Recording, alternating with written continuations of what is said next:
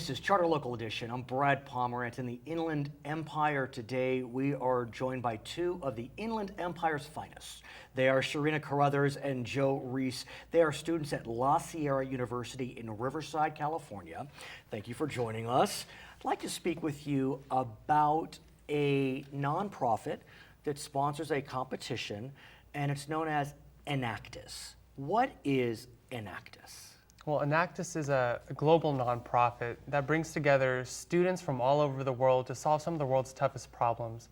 As students, we use our entrepreneurial mindsets to create social enterprises that help people from people that are right next door to us to people across, the seas. Right, and you've done both. And let's talk about, we'll start with how you're helping people next door. Tell us, Sharina, about your Mobile Fresh project. Yeah, so Mobile Fresh, it operates in the San Bernardino and Riverside counties, and what it is a mobile grocery store that combats the issue of food deserts. And what a food desert is, it's residential areas where families don't have access to fresh produce. It can be due to income, mobility challenges, and location. Can I tell you? Yes. I had absolutely no idea food deserts existed until I covered it in a story maybe 10 years ago. Yeah. I just didn't know. I had no idea that in certain low-income areas, there will be chains, supermarket chains, they just won't go there because they're not profitable, they're not safe. I was just some privileged kid that didn't realize it. And amen, thank God that there are folks like you that are addressing the food desert issues, because you know who is there is the fast food restaurants. Exactly. That's right. So tell me more about Mobile Fresh. Yeah, so to your point, Riverside, it actually is one of the areas that has the highest concentrations of food deserts in the United States. So it is a huge area close to home. So we thought, there's something that we need to do, and it's not just education that we should provide to local schools or to the community, but it's also access. So why not bring groceries to these areas using a bus? And that's what you do. You Yes. literally, all of you get on a bus and you go into these areas where there are no supermarkets. And do you sell the produce? Is it donated? How does it work? So we do sell the produce. A lot of the produce we get through major suppliers, just like your local grocery Sure. store. People like Cisco, Right. provide us this food. We get it on the bus. And while we do our best to give you, very competitive or even, discounted prices in comparison to what a grocery store would offer, our customers really see their savings of about 35% come when it comes to other staples, things like cereal, bread, and dairy products. We can offer those at a much lower price than the grocery store. Why? That's where we get some of this donation. Things that, if something spills in the truck, as the goods are being shipped to a grocery store, that whole truck, even though nothing is wrong with it, all those goods, just because one thing spilled in the truck, all those goods have to be given away. They can't go to your local grocery store. So that is helping your neighbor next door. Tell us about how you're helping your neighbor 10,000 miles away. Yeah, so this is actually one of my favorite projects. It's called our India Field Station, and it empowers women in the Denkani Kodai area. It's a small rural village in India. So how that project works is we provide a microfinance loan agreement to women in India, and that is in the form of a cow. So what this cow does, it allows them to become entrepreneurs or business owners. And before their life, or before, what they would do is they were day laborers who searched for work in construction or farming, and they'd work for 12 hours a day making less than $2. Now what this cow does is it more than doubles their daily income, and it allows them to work less, so probably 4 hours out of the day. It allows them to spend more time with their family and also take care of their entire families financially.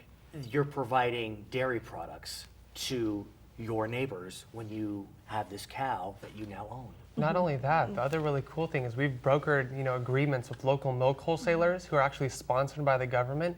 So these women have a guaranteed market. It's not like they'll milk their cow and they can't get a sale out of it. They'll always have a sale because they can walk 10 or 15 minutes to the nearest local milk wholesaler and sell this milk to the government. I mean, the demand is so high in India for milk. It's like a premium good over there. And that's why their income spikes from not only double, but it can go up to 600% increase in their daily income. And then their cows, they can even have calves. We've had our group of 100 cows give birth to more than 80 calves in the time that we've been running this project for the last 5 years. And that's been an exponential increase for each of these women. Tell us about the competition of the Enactus organization. Yes. So Big smiles. Yeah, I think you may know the punchline, but why don't you give us a sense of the competition? So what's really nice about the Enactus organization is, after a long year of working very hard on your college campus and also abroad and in your local community, you have an opportunity to showcase that along with hundreds or thousands of other universities and 2 judges who are there from large corporations like your Walmart or Unilever or Johnson & Johnson, and you tell them the story of that year, what projects you've been working on, what impact you've made, how you've changed people's lives, and in the end, there is a winner. And so, us college students were very competitive. And So there was a regional competition. yes, You were successful there. yes. You went to St. Louis, and there was a winner, and the winner was La La Sierra Sierra University. La Sierra University. And if I may say, what may have made it extra sweet is I'm looking at a committed couple. You have been dating since high school. Yes. And so the 6 of you were on stage, because 6 were selected to be the presenters, and the 2 of you were amongst those 6. I'm getting chills because I know how it must have felt, and you guys won. It's an amazing feeling. To be honest, I was on the stage last year as well, the Final Four stage. Oh. It's a big auditorium. I mean, Sure. thousands of people are in the room, and you're looking out at over 150, top executive judges, and we got second place last year. And that feeling of just being barely Right. there. You almost want to get to third and not second. It's like if I went to the Olympics, I'd want to be either a bronze medalist or a gold medalist. I don't want to be a silver medalist. That's right. I don't want the silver. But Too bringing it close. together, we brought together an amazing presentation team this year, and it luckily consisted of both of us, which Right, I'm very happy yeah. with. And winning the gold is the sweetest feeling in the world. I mean, Oh, yes. there are pictures of us out there. Hopefully you Oh, don't yeah, see them I know. because Yeah, my face is definitely very emotional. but- Crying like a baby in all of them. What does it mean to you to have won? Honestly, other than, the sweet taste of victory, what does it mean? It means to us, or at least to me, that the message that we were trying to transcend to all of the other universities and also the other judges was received. And so our message was sustainability and true impact. And the only way you can have true impact in a community or in a group of lives, it's by being committed to a project. It's making a promise to a community, to those group of people, and creating something that's sustainable for them. And you mentioned to me, Joe, that this is not a school year project.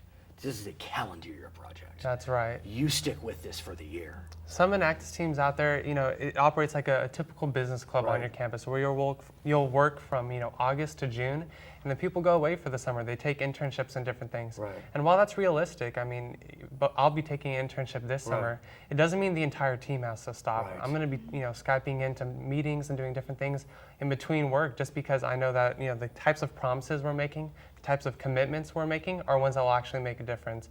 It's not just going to be a short-term impact of it'll last for 3 months and we'll walk away from it. It has to last until the community is at a better place at the end of the day. What an amazing thrill, and a thrill that I am sure will stay with you. Not just the victory, but like you said, the ability to convey the impact. And I'm sure the both of you will do great things as you proceed as graduates of La Sierra University, which is coming up soon for you, Sharina Carruthers. Yes. And you, in a year, I understand, Joe Rees. We'll see if you'll wind up in the same city. Hopefully you will. Hopefully. My name is Brad Pomerance. You are watching Charter Local Edition.